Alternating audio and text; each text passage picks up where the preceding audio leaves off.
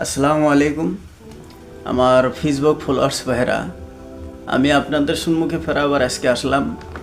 আবার এক ভাই প্রশ্ন করছিলেন যে কোনো মানুষ যদি মানে স্বপ্নে দেখে খাবে দেখে যে আমি ইহুদি হয়ে গেছি অথবা তাদের ধর্ম আমি মাইনে নিছি, তাহলে তার ব্যাখ্যা কী হতে পারে?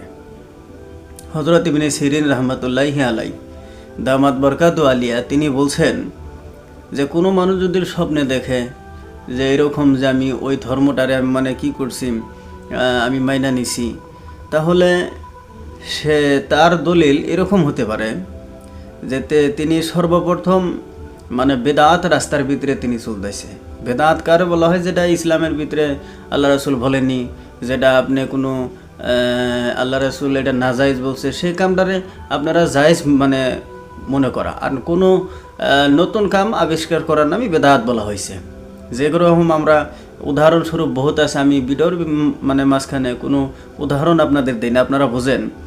তো এতটুকুই খালি আপনারা জানবেন যে এক আল্লাহরে আমরা সেজদা করার কথা, আমরা এক আল্লাহকে সেজদা না কইরা বহুত মানুষকে আমি মানতাইছি, বহুত বস্তুকে আমি মানতাইছি, এরকম বলা হয়েছে বেদাত।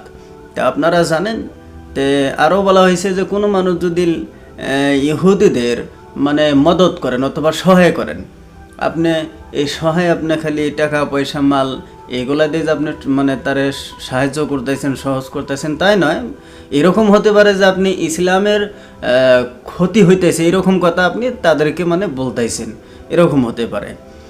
আর এরকম বলা হয়েছে যে আপনি তাদের ধর্ম ভিতরে যেগুলা তাদের জায়েজ ওইগুলা বস্তু কি আপনি মনে করতেছেন যে আপনিও জায়েজ বিলা মনে করতেছেন। যেরকম আমরা ইসলাম ধর্মের ভিতরে আমরা এক আল্লাহরে মানি, আমরা আরও কোনো আল্লাহকে আমরা মানি না।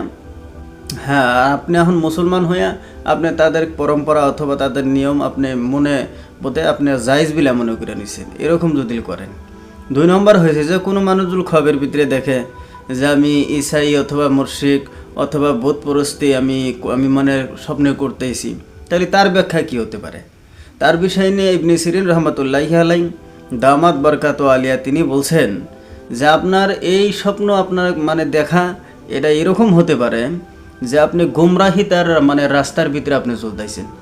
যেরকম গুমরাহিতা, যেরকম আল্লাহ রাসূলকে আপনি পাবেন না, এরকম রাস্তা আপনি চলতেছেন, ইসলামেরও অবলম্বন করতেছেন।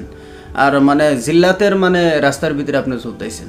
জিল্লাত যেরকম আমরা শর্মিন্দা অথবা খারাপ অথবা ধ্বংস হওয়া অথবা জাহান্নামী হওয়া, এরকম রাস্তার ভিতরে আপনি চলতেছেন, এটাই দলিল বলা হয়েছে। আরও বলা হয়েছে যে আল্লাহ রাব্বুল আলামিনকে আপনারে আপনি সবসময় ঝুট মনে করেন। আল্লাহ যা আছে, আল্লাহ রাসূল যা আছে, এটা আমরা কোনো সময় দিলের ভিতরে এরকম হয় না। এই জন্য আপনাকে এই স্বপ্ন, এই খ্বব আপনাকে দেখানো হয়েছে। তো তার ব্যাখ্যা এরকমই যে আপনি আল্লাহরে মিথ্যাবাদী মনে করতেছেন। তো ভাই আমার যারা প্রশ্ন করছিলেন তারা ইনশাল্লাহ জব পাইছেন।